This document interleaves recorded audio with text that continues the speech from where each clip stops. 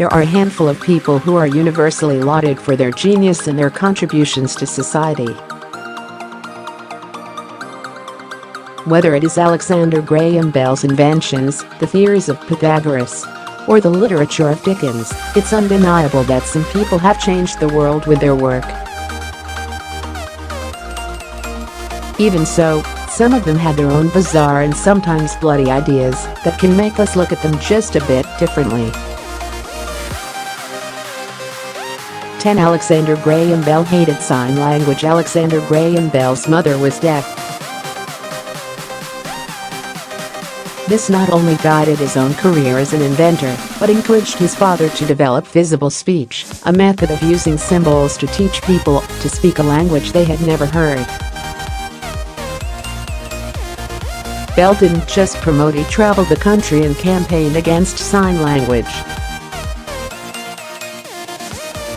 He claimed that sign language was creating an entirely separate culture of people, and that deaf people were being alienated from mainstream society, were marrying only each other, and were breeding a culture of more deaf people. In 1884, he wrote upon the formation of a deaf variety of the human race and condemned sign language as a foreign language that was separating the species. Rather than side with proponents of eugenics, Bell proposed banning sign language, outlawing the employment of deaf teachers, and using visible speech to assimilate deaf children into mainstream education. 9. Isaac Newton's apocalyptic predictions. Newton never published his writings on alchemy, and we know now that alchemy is not the only strange thing Newton was dabbling in.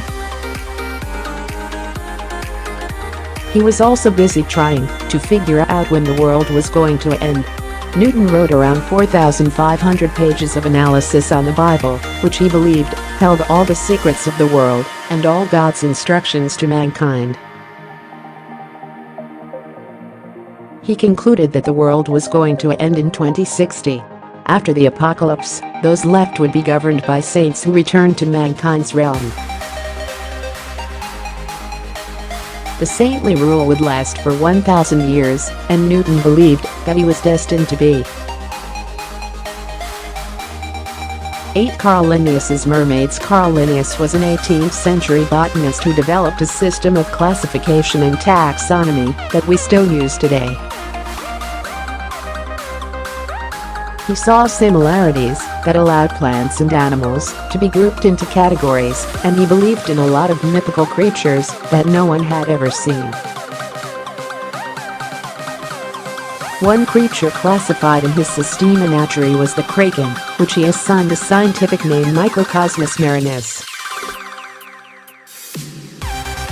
The kraken was in the first few editions of the book, with a footnote that he had never seen one. He also wrote about mermaids. He did believe that which he described in the 10th edition of his masterwork. The mermaid was housed in a museum in Leiden, had come from Brazil, and was fed a diet of little fish and pieces of bread. 7. Aristotle's ideas on women. Aristotle is often hailed as one of the ancient world's great thinkers, and one of his constant themes is the superiority of men. While that is nothing new in terms of gender bias throughout the ages, Aristotle did cite some bizarre evidence he saw as proof of his claims. The philosopher said that while women were able to run a household and should be considered a step above children and slaves, there could be no equality between men and women simply because women were so clearly an inferior product of the human condition. He pointed to Sparta, where women were given power and the results were downright uncivilized and disastrous. It was a problem rooted in biology, he claimed, and stated that women were simply an incomplete. 6. Carl Jung's summoning of the self. In 1889, Carl Jung began observing Miss S.W., a 15-year-old patient who suffered from attacks of somnambulism. While asleep, she would channel the spirits of people she once knew, most often her grandfather. who took the role of her protector. Her pulse would slow, and her eyes would stop reacting to stimuli in the room. When she woke, she reportedly hated what she was being subjected to. Jung studied her at seances for years and concluded that was one of the most direct ways to access the deepest, darkest parts of a person's true self. Most of the development of our personalities goes on without us being aware of it, and the pieces of ourself, which he called complexes, he saw as manifesting during the presence of occult phenomena. 5. Robert Fitzroy's dinosaurs. Robert Fitzroy had an incredible life. He is credited with inventing the idea of the weather forecast by laying the groundwork with observations made during his countless days at sea. He also founded the Met Office.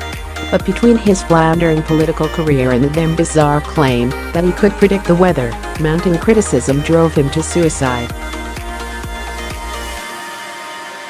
Fitzroy was right, of course, and his drawings of weather patterns and ocean currents stand up to modern comparison to satellite images today.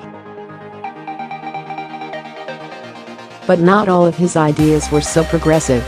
As the captain of the HMS Beagle, Fitzroy didn't always see eye to eye with Charles Darwin. During the Beagle's famous voyage, he and Darwin clashed over the ideas of evolution.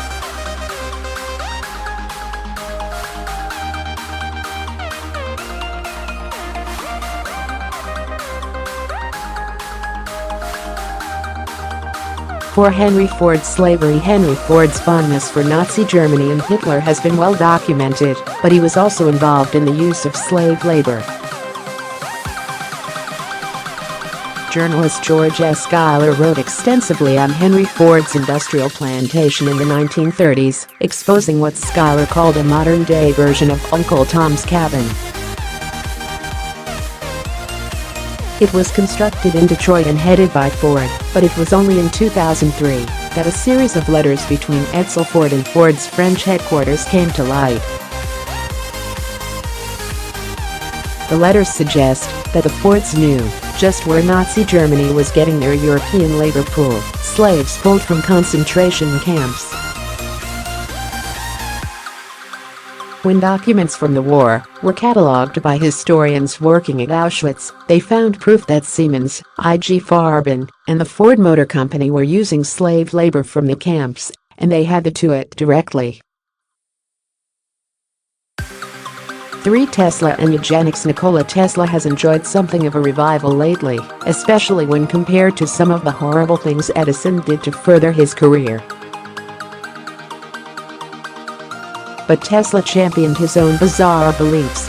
In 1935, he wrote an article for Liberty magazine outlining what he believed the future should hold. Among his ideas, he wrote that mankind should take the idea of survival of the fittest to a whole new level by 2100 and sterilize anyone unfit for contributing to the continuation of the human race.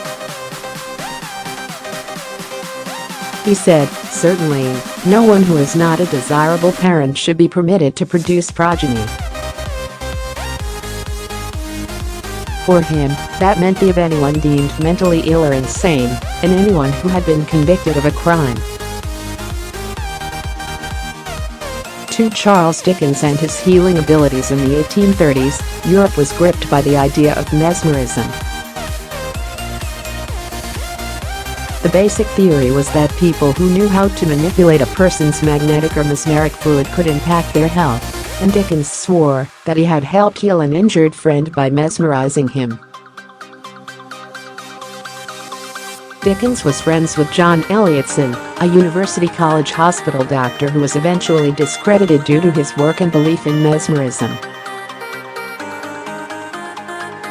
Dickens stood by his friend during the fallout, and after Elliotson taught him all the mesmerizing techniques he knew, Dickens started practicing on his family.